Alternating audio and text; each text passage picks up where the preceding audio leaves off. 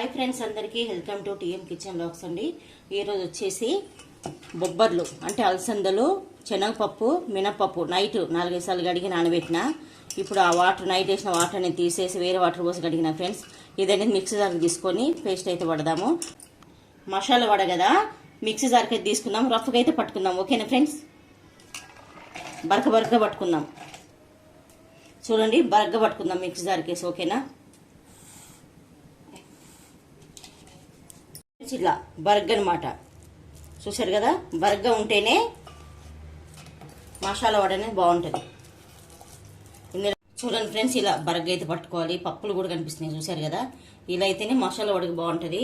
అలాగే ఒక ఉల్లిగడ్డ సన్నగా కట్ చేసుకున్న తరుగు, పచ్చిమిర్చి తరుగు 2 పచ్చిమిర్చి తరిగిన, అలాగే కొత్తిమీర ఒక కట్ట, చిన్న కట్ట సన్నగా తరిగి పెట్టుకున్నా, ఇందులోకి యాడ్ చేస్తున్నా. అలాగే జీలకర్రనే ఇందులో మంచిగా ఉంటుంది అనమాట. జీలకర్ర వేస్తే మసాలా వడకి అనేది. తగినంత సాల్ట్ ఫ్రెండ్స్, ఉప్పు తగినంత ఉప్పు. ఓకేనా, 1 స్పూను కొంచెం వేసిన అనమాట. మంచి మిక్స్ చేసుకుందాం ఫ్రెండ్స్. మంచి మిక్స్ చేసుకున్నాం కదా ఫ్రెండ్స్. ఇది అలాగే కడాయి పెట్టుకొని స్టవ్ అంటించుకొని ఆయిల్ అయితే పోసుకున్నాను. తగినంత ఆయిల్ పోసుకొని, ఆయిల్ అనేది వేడి కానియాల, అంటే ఎక్కువ వేడి కావద్దు, మామూలుగా నార్మల్గా వేడి కావాలన్నమాట. ఇప్పుడు వచ్చేసి ఆయిల్ అన్న వాటర్ అన్న చేతికి అంటించుకొని వడ అనేది ప్రాసెస్ స్టార్ట్ చేద్దాం. ఇలా నీళ్ళన్నా ఆయిల్ అన్న అద్దుకొని మనం పిండిని ఇలా తీసుకొని, చిన్నగా కావాలంటే చిన్నగా, పెద్దగా కావాలంటే పెద్దగా. చూడండి, ఇలా మిక్సీ పట్టేటప్పుడు వాటర్ అయితే పోయొద్దు. ఓకేనా ఫ్రెండ్స్, ఇలా ఇంతే. కొంచెం చిన్నగా తీసుకోవచ్చు, పెద్దగా తీసుకోవచ్చు. ఓకేనా ఫ్రెండ్స్, ఇలా వదులుకోవాలన్నమాట. అన్నీ కూడా అలా వేసుకోవాలన్నమాట. మీరు ఇంకా కొంచెం పెద్ద సైజు పెద్దగా కావాలంటే అలా కూడా తీసుకోవచ్చు. చూడండి, ఇలా ఆయిల్ ప్యాకెట్ ఉంటే దాంట్లో కూడా చేసుకోవచ్చు ఫ్రెండ్స్. ఓకేనా, అంతే, ఈజీ ప్రాసెస్. అన్నీ కూడా ఇలా వదులుకోవాలన్నమాట. మేము ఇంకోటి ఏంటంటే, మేము ముగ్గురమే ఉన్నాము. మా ముగ్గురు మందం చేస్తున్నాం అనమాట. మా పెద్ద బాబు కొంచెం ఫంక్షన్కి వెళ్ళిండు, అందుకు మాకు ముగ్గురు సరిపోయేది చేస్తున్నాం.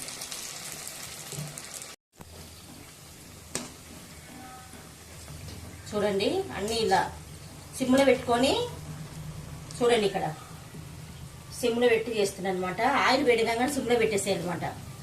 ఇవి ఇంకోటి, మనం మసాలా వడ వేసేటప్పుడు హైలో పెట్టుకోవాలి స్టవ్. మసాలా వడ వేసినాక సిమ్ చేయాలన్నమాట. అప్పుడు మంచిగా లోపల కూడా మంచిగా కాలితే, పైన క్రిస్పీగా, లోపల కూడా సాఫ్ట్గా మంచిగా ఉంటుంది అనమాట.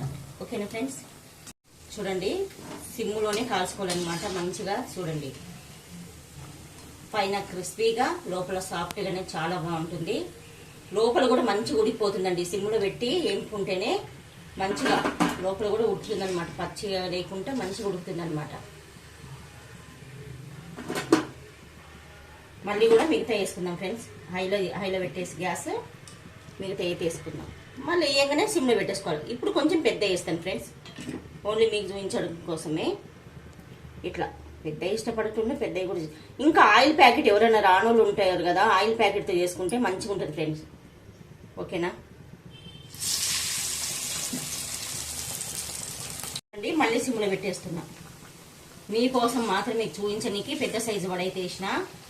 చూశారు కదా, మా పిల్లలకి మసాలా వడ అంటే చాలా ఇష్టం అండి. మా పిల్లలు ఇష్టంగా తింటారు, ఎందుకంటే దాంట్లో అన్నీ కలుపుతాం కదా, జీలకర్ర అవన్నీ కూడా ఫ్లేవర్ బాగుంటుందని తింటారనమాట. ఓకేనా ఫ్రెండ్స్, చూడండి, సిమ్లో పెట్టేసినామాట గ్యాస్. మళ్ళీ